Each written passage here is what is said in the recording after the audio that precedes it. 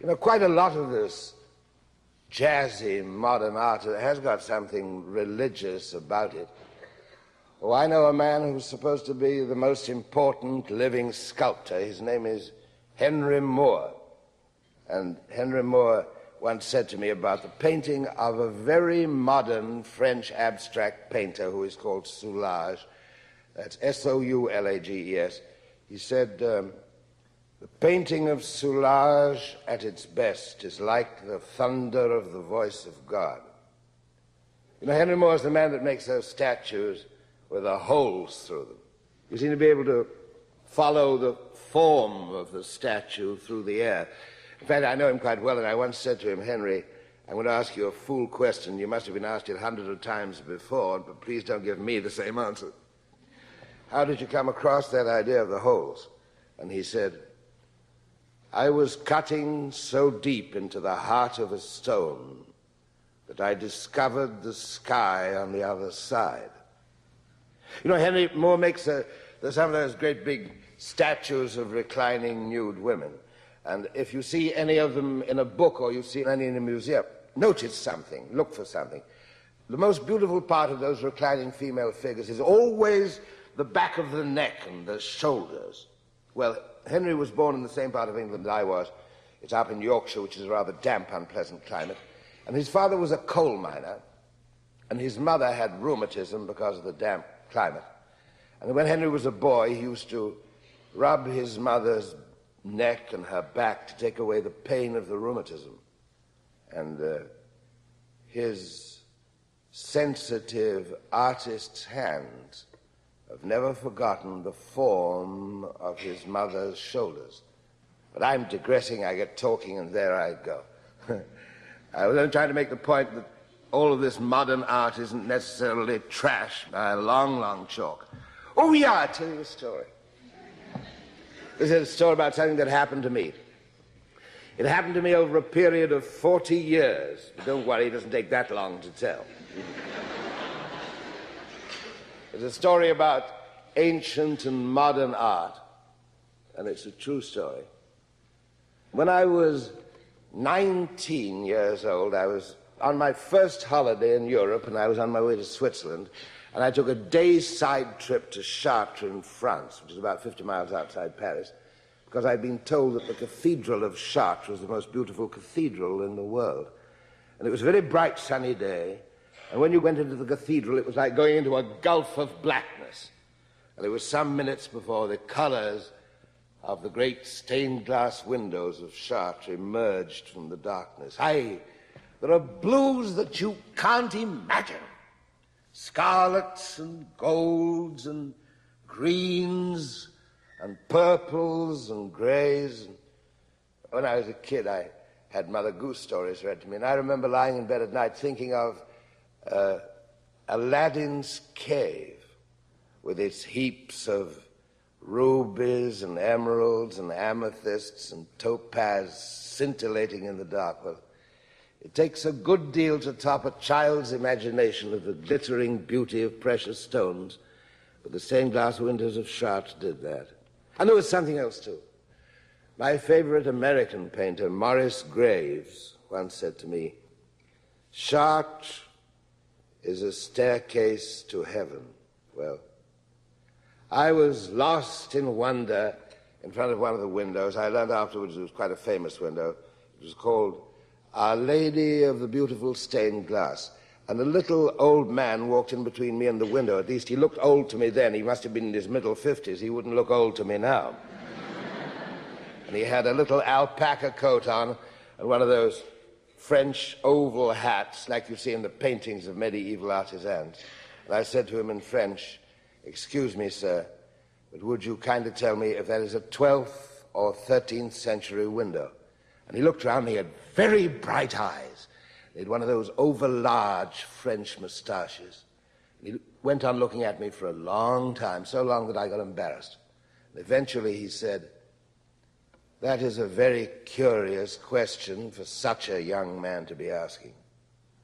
That is a 12th century window, and it's one of the most beautiful in the cathedral. And he went on looking at me and he said, what are you doing at 3 o'clock this afternoon? Well, I had a train to catch at 1 o'clock for Switzerland, but that was very quickly forgotten, and I said I was doing nothing. So at 3 o'clock, he started to show me the cathedral. Oh, he didn't only show me about the periods of art in the cathedral, but he taught me about the structure of medieval society. You know, in those great stained glass windows there, way back in the 12th century, many of them were contributed by the trade unions of the day, by the vintners, the furriers, the stonemasons, and so on, because there are little plaques of their trade in the windows. And then he'd take me to stand at certain places where you get special compositions of the stone pillars and perspective of the stained glass windows, and then he'd say, come back and see this in the light at 5 o'clock. And then he'd be waiting for me at 5 o'clock, and then after that he'd say, come back and see this in the early morning light. Well, it finished by my staying 3 days at Chartres. And I went on my holiday to Switzerland, and I learned afterwards that I'd been taught by a very famous man. His name was Etienne Houvet. He was the head guardian of the cathedral, and he'd written all the important books about it. Well, 25 years later, I was making a movie in Paris, and I went down to Chartres again. And Etienne Houvet was still there, in his 80s now, very bent, flat feet like a waiter, white grizzled hair, the same sharp, bright eyes. And he looked at me for a long time, and he said, where have you been for 25 years?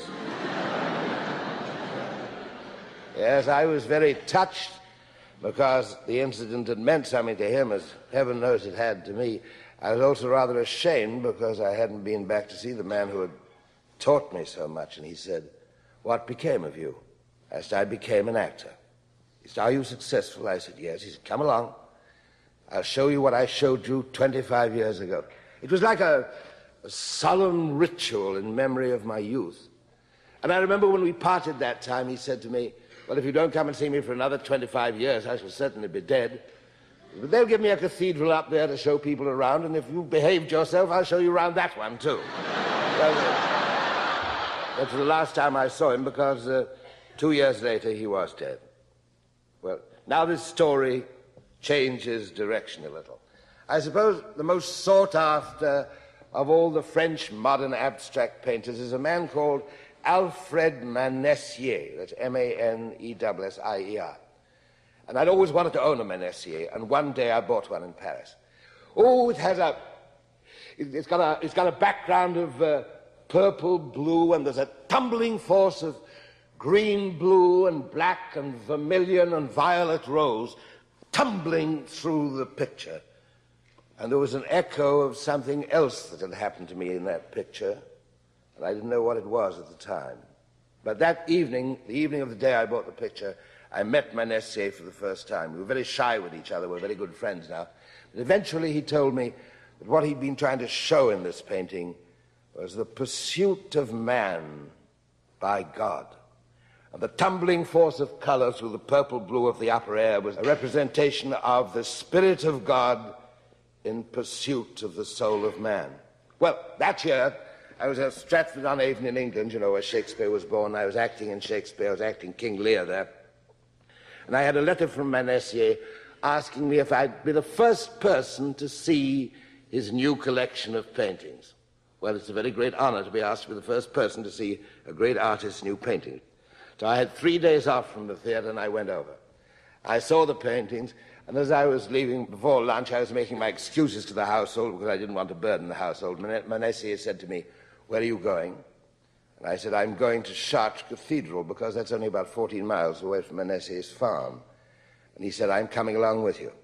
Well, in the automobile on the way there, my heart was pounding with excitement at the idea of seeing the great stained glass windows through the eyes of the great painter. And unaccountably, the purple blues and the green blues and the blacks and the vermilions and the violet rose of the painting I owned were swirling around in my mind. It was just as if pieces of a puzzle were trying to fit themselves together. And I suddenly had a wild suspicion. And I said to Manessier, did you know Houvet? And there was a long, long pause. And then he said, you too. And so we didn't speak to each other all the way to Chartres Cathedral. We were too moved that this man had picked us out. And so when we got to the cathedral, we ran about like children, shown us the same things, said many of the same things to us.